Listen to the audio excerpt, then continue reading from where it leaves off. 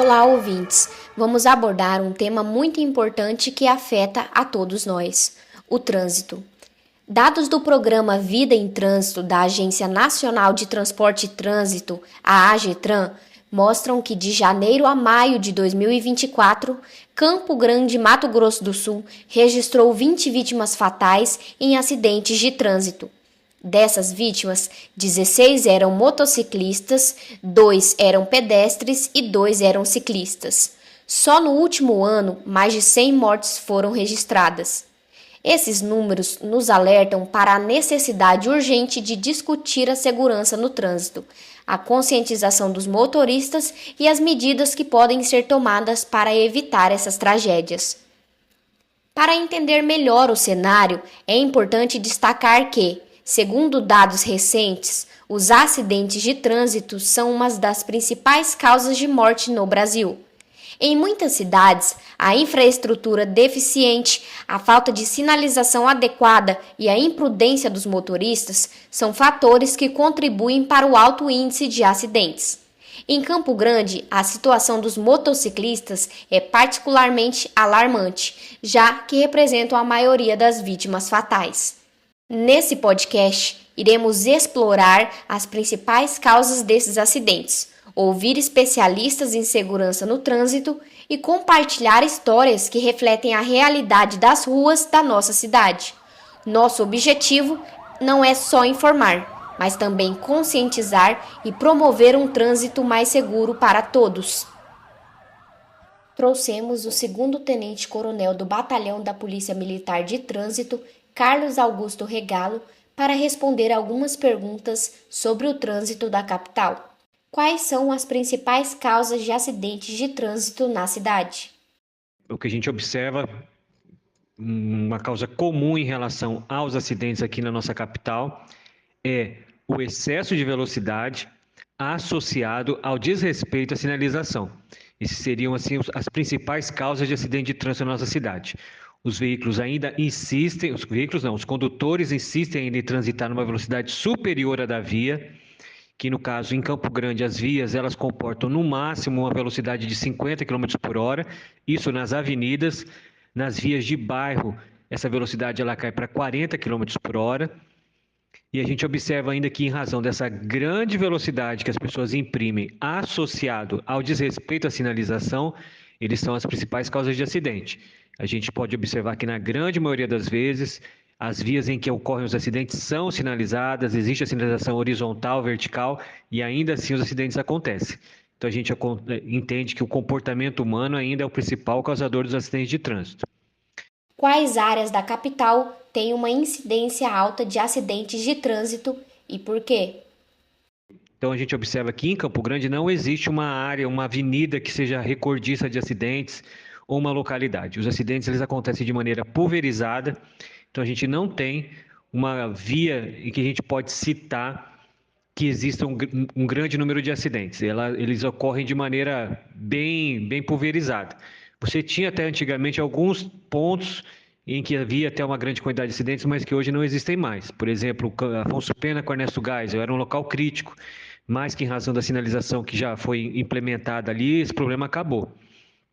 Quais tipos de acidentes são mais comuns na capital? A grande quantidade de acidentes que existem na capital ainda são as colisões da dianteira do veículo com a traseira do veículo que está à sua frente.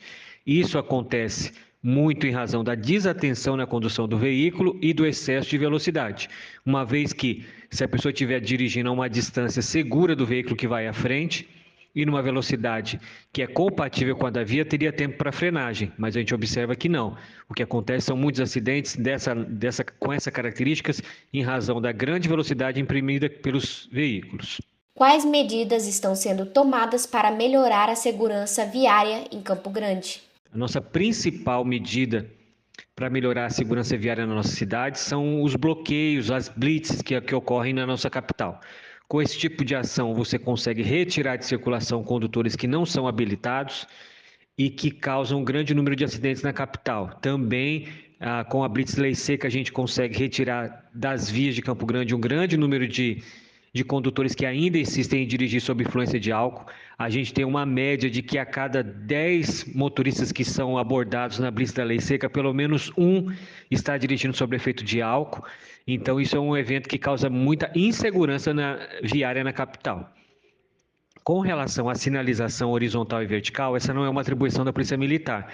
Então, a gente solicita sempre que possível o apoio da AGETRAN, que é responsável pela sinalização, pela instalação de sinalização nas vias de Campo Grande, para que isso ocorra e possa melhorar o fluxo. Mas esse não é o principal problema em relação aos acidentes, porque, como eu disse antes, a grande quantidade de acidentes ainda acontece em vias que são sinalizadas.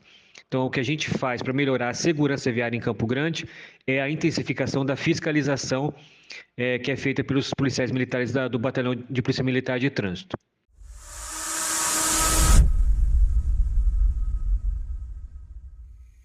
Ouça agora o relato de Felipe Elter, que acabou se envolvendo em um acidente de trânsito.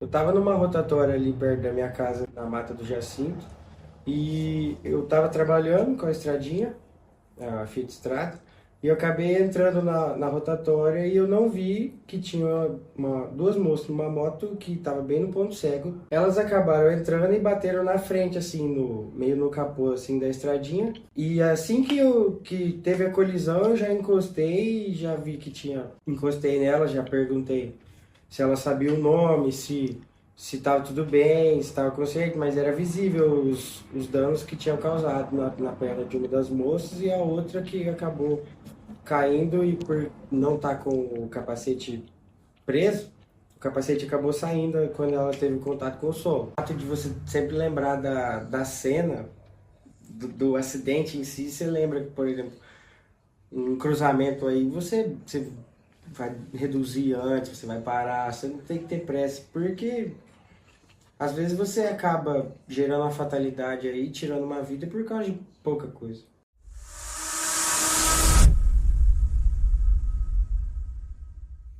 Ouça agora a história de Alexandre Piotto, uma vítima de acidente de trânsito que quase perdeu a sua vida. Tinha uma empresa, tinha um delivery de sushi em Campo Grande e eu estava fazendo um evento para uma concessionária, a Enzo. Tinha os motoboys, todos que trabalhavam comigo, tudo. Porém, eu preferi fazer a entrega do sushi. E chegando lá naquela parte do Comper da 24 horas, é uma parte bem estreita de esquina. Realmente, eu confesso que eu estava um pouco avançado. Então, o meu sinal ficou verde e eu já fui. E você nunca imagina que alguém vá furar o sinal vermelho, sabe? E nessa que eu fui, acho que a pessoa que furou o sinal vermelho pensou a mesma forma que eu. O dele deve ter ficado amarelo, eu vou acelerar mais ainda.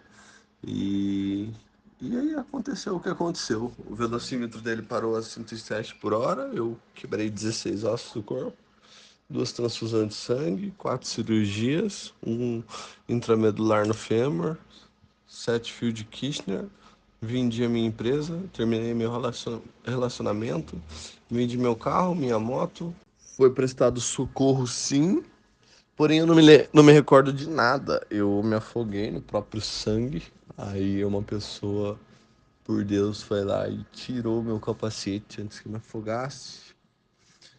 Não estava consciente, não lembro de nada, só me recordo no hospital. Fiquei uma semana no hospital, pouco tempo por conta da pandemia e poderia ter pego uma infecção generalizada. Tive muitos gastos, tanto que eu vendi minha empresa, vendi a moto, tudo para pagar algumas questões de ressonância, raio-x, oxicodona, morfina. As sequelas físicas foram meu tornozelo, tudo, né? Sou PCD praticamente, né? As mentais foram bem complicadas, muita terapia aí, muita coisa para me fazer dormir, porque eu desabei, né? Tive ida na justiça, ganhei todas as causas. A perícia constou que realmente o pessoal, o menino furou o vermelho. Hoje, graças a Deus, eu já consegui um trabalho bem estabilizado. Passei um concurso privado aqui, em primeiro lugar. Já, graças a Deus, conseguir sair daquela ideia de você achar que tá tudo perdido, sabe? Eu tava estabilizado aí com a minha empresa e acontece tudo isso, aí acaba, acaba machucando o interno do ser humano. A história de Felipe e Alexandre são parecidas. Ambos carregam traumas psicológicos por causa de acidente no trânsito.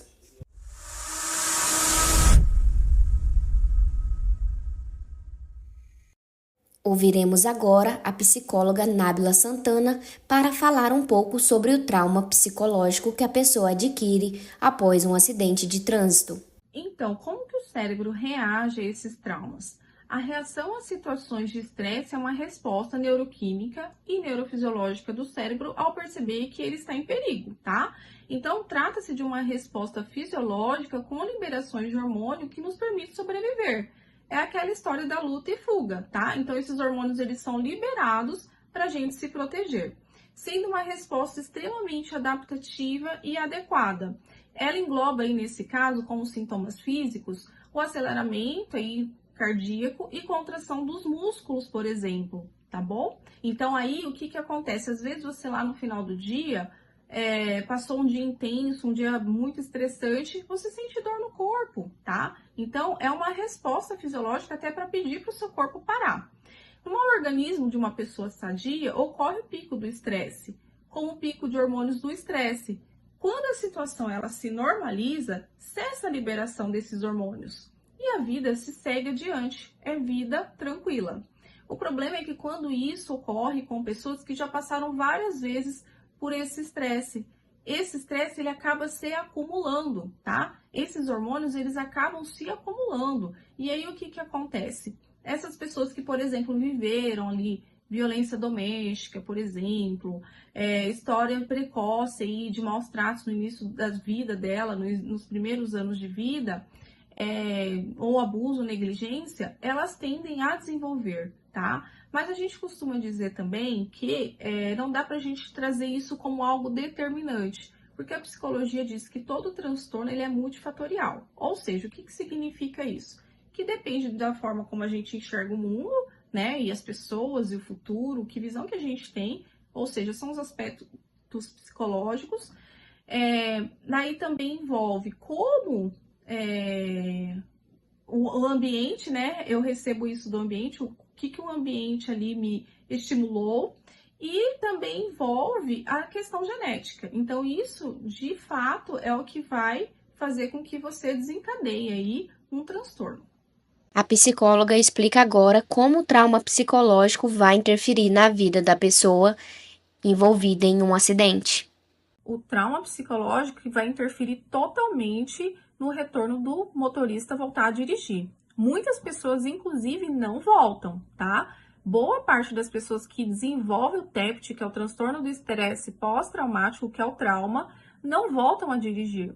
Então, é muito importante, é fundamental que a pessoa busque ajuda, tá? A ciência e a abordagem pela TCC, que é a terapia cognitivo-comportamental, tem um tratamento, o tratamento ele tem começo, meio e fim, e eu já tive vários pacientes que tiveram problemas resolvidos em menos de um ano, tá? E tem pessoas que eu conheço de cunho pessoal que elas têm um trauma e elas não quiseram tratar e não dirigem, elas têm muito medo de dirigir e, enfim, a gente não consegue resolver o problema dessa pessoa se ela não buscar a ajuda.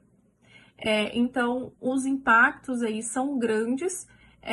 Se a pessoa não fizer o tratamento, muitas vezes não voltam, porque às vezes elas nem têm o TEPT, elas podem ter uma ansiedade social, que pode ser um dos tipos de ansiedade, elas podem ter depressão, e aí tudo isso acarreta na evitação, tá? Porque a pessoa ela vai querer evitar entrar em contato com o evento estressor, tá? E aí a terapia cognitivo-comportamental, ela vai trazer um tratamento que é um tratamento seguro, eficaz, é o padrão ouro hoje para pessoas que passaram por estresse, né, por esse trauma, e tem resultados excelentes, muito satisfatórios. Essa pessoa, ela vai ter dificuldade de relacionamentos interpessoais que vai trazer, inclusive, um sofrimento significativo para a vida dela e de quem convive com ela, tá? Então, não é algo simples, porque às vezes envolve até, inclusive, o familiar. Geralmente envolve o familiar.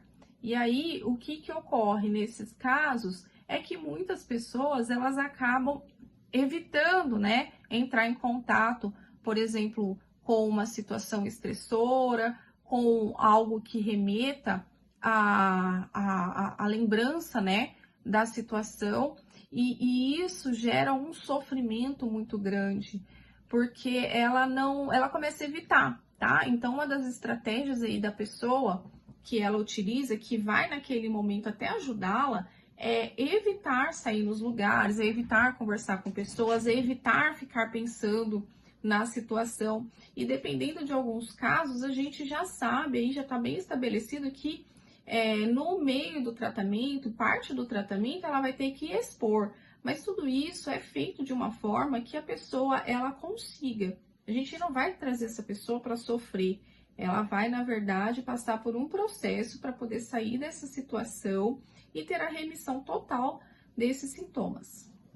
Algo que eu gostaria de trazer também são os prejuízos aí, as sequelas sociais e familiares aí que trazem a vida de uma pessoa, né? Não só do acidentado, mas como da família em si, né? Quais são os prejuízos sociais, por exemplo, e emocionais de uma pessoa que perdeu um ente querido, que perdeu uma mãe ou um pai?